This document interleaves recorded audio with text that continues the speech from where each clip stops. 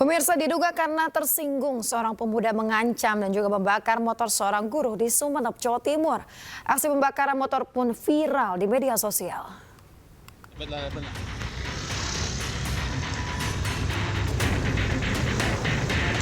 Sebuah video menunjukkan sepeda motor terbakar di pinggir jalan ini viral di media sosial. Diketahui sepeda motor merupakan milik salah seorang guru dan sengaja dibakar oleh seorang pemuda. Pelaku pembakaran berinisial AQ berhasil ditangkap polisi. Selain melakukan pembakaran, pelaku juga diduga melakukan pengancaman terhadap korban. Pelaku melakukan aksinya lantaran tersinggung korban berbicara negatif tentang dirinya di depan umum. Pelaku yaitu inisial AQ melakukan penghadangan dengan menggunakan sajam untuk menakut-nakuti korban. Namun beberapa saat kemudian pelaku melakukan pengrusakan terhadap kendaraan yang digunakan oleh pelapor, seperti yang disaksikan di video yang viral. Atas perbuatannya tersangka terancam hukuman 10 tahun penjara. Dari Sumeneb, Jawa Timur, Faris Purnama, iNews melaporkan.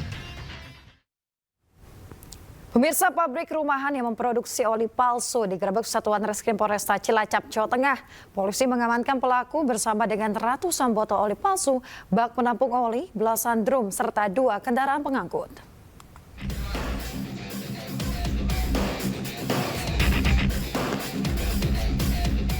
Satuan Reserse Kriminal Polresta Cilacap, Jawa Tengah menggerebek rumah tempat pembuatan oli palsu di wilayah Kesugihan.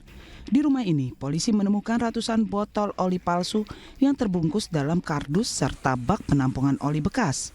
Selain barang bukti, polisi juga mengamankan pemilik serta pembuat oli palsu. BP, pelaku pembuat oli palsu ini digelandang di Polresta Cilacap. Usai ditangkap, tersangka diamankan bersama dengan ratusan oli botol palsu, bak penampungan oli, belasan drum serta 2 kendaraan pengangkut. Kasus ini terbongkar setelah polisi menerima laporan warga terkait adanya kegiatan pembuatan oli palsu di rumah pelaku. Dari hasil pemeriksaan polisi, pembuatan oli palsu ini telah berlangsung selama 8 bulan. Pelaku yang berprofesi sebagai pengepul oli bekas ini belajar membuat oli palsu saat bekerja di Cirebon. Oli bekas yang dikumpulkan oleh laki-laki berusia 47 tahun ini kemudian ditambahkan dengan parafin serta zat kimia tertentu. Selanjutnya oli palsu dikemas dalam kemasan hingga nyaris sempurna seperti oli kemasan asli. Hingga kini pelaku telah memproduksi 30.000 botol oli palsu. Seluruh oli palsu ini dikirim ke pengepul untuk dijual di wilayah Cirebon. Satu kardus berisi 24 botol oli palsu dan dijual dengan harga Rp450.000. Bersangkutan menjual oli ini ke wilayah Cirebon. Kita lihat ada ratusan botol bekas. Nanti yang bersangkutan akan mengemas sedemikian rupa setelah oli bekas dicampur dengan parafin dan zat tertentu. Dimasukkan ke dalam botol, kemudian dikemas seperti baru. Kemudian dari hasil ini yang bersangkutan bisa mendapat keuntungan kurang lebih 2 kali lipat. Yang modal 12 sampai 13 juta, dia bisa kurang lebih 2 kali lipat itu. 450. Sekali kirim berapa itu kamu? Saya kirim ke 30, 25, 40. Karton. Kamu dalam sebulan bisa mengemas berapa? Berapa ratus? Rata-rata berapa? Rata-rata saya kirim 40 atau 35. Kini pelaku mendekam di tahanan Mapolresta Cilacap dan dijerat dengan Undang-Undang Perindustrian dan Undang-Undang Perlindungan Konsumen dengan ancaman hukuman 5 tahun penjara atau denda Rp2 miliar.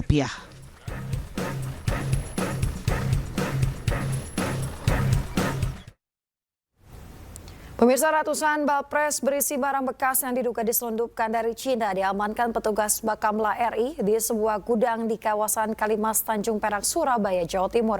Ratusan bal berisi pakaian bekas ilegal tersebut diperkirakan bernilai Rp4,7 miliar.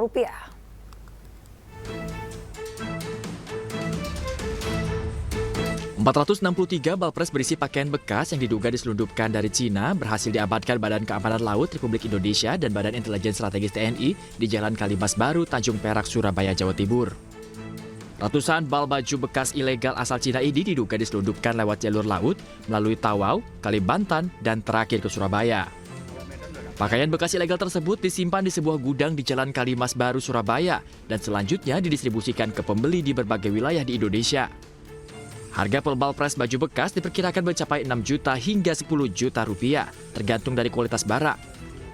Atas kejadian ini, kerugian negara diperkirakan mencapai 4,7 miliar rupiah. Berawal informasi ini berangkat dari kapal patroli kami yang berada di Kalimantan. Informasi tersebut ditindaklanjuti bahwa akan ada pengiriman seperti balpres ke Pulau Jawa.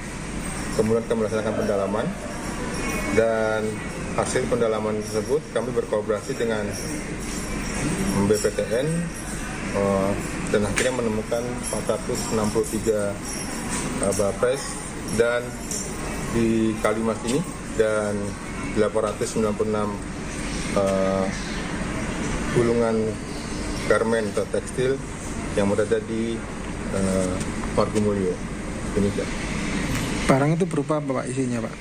Yang ini berupa balpres, yang di Margomulyo itu berupa ini kulit sintetik. Kulit sintetik 89 roll.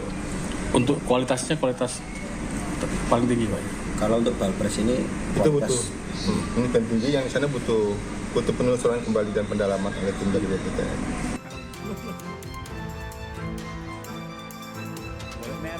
Hingga kini pihak Bakamla RI masih melakukan penyidikan terhadap pemilik barang ratusan balpres pakaian ilegal untuk mengetahui asal-usul barang tersebut.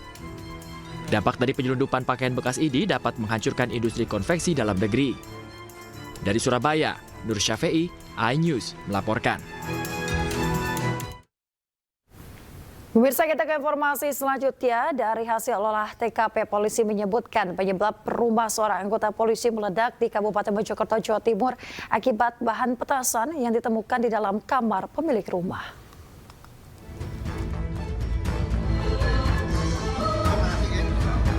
Jajaran Kepolisian Resor Mojokerto bersama Laboratorium Forensik dan Bidokes Polda Jawa Timur menyampaikan penyebab terjadinya ledakan di rumah anggota polisi di Desa Sumolawang, Kecamatan Puri, Kabupaten Mojokerto, Jawa Timur akibat bahan petasan.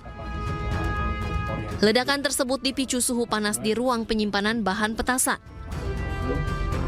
Jadi kenapa itu sangat rentan, karena jenis klorat itu termasuk bahan peledak jenis low explosive, jadi dia akan sangat rentan sekali jika kontak dengan panas, gesekan, benturan, atau getaran. Jadi itu sangat rentan sekali. Jadi nanti pemicu panas itu didapat, nanti akan kita dalami lebih lanjut, dan bukti-bukti yang akan kita dalami lagi di laboratorium forensik.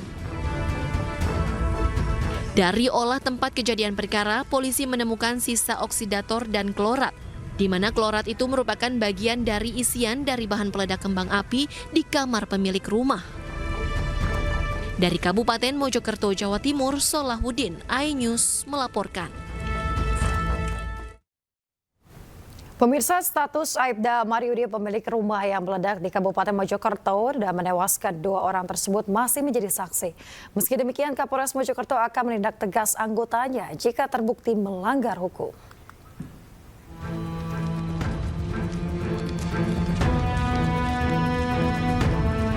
Aibda Maryudi, anggota Polsek Delanggu yang rumahnya meledak dan menewaskan 2 orang, telah dimintai keterangan oleh anggota Propam dan Ditreskrimum Polda Jawa Timur. Namun status anggota polisi yang masih aktif menjadi Babin Kamtipnas di Polsek Delanggu itu masih sebagai saksi. Sementara Kapolres Mojokerto menegaskan pihaknya tidak segan-segan melakukan tindakan berupa sanksi kode etik profesi maupun pelanggaran hukum terhadap anggotanya yang bersalah. Kami Polres Mojokerto tidak pandang bulu, senada dengan apa yang diperintahkan dari pimpinan. Polri tidak pandang bulu dalam melakukan penegakan hukum. Kalau itu memang terbukti kelalaian anggota Polri kami akan tindak tegas, baik itu secara peradilan umum ataupun kode etik profesi Polri. Ihram menambahkan kasus ledakan rumah ini telah ditangani oleh Bitpropam dan Ditreskrimum Polda Jawa Timur. Dari Kabupaten Mojokerto, Jawa Timur, Solahuddin, iNews melaporkan. Pemirsa, sehari pasca ledakan rumah milik polisi di Desa Sumolawang, Kecamatan Puri, Kabupaten Mojokerto, warga yang terdampak mulai membersihkan rumah. Warga gotong royong membersihkan jalanan dari puing-puing material bangunan.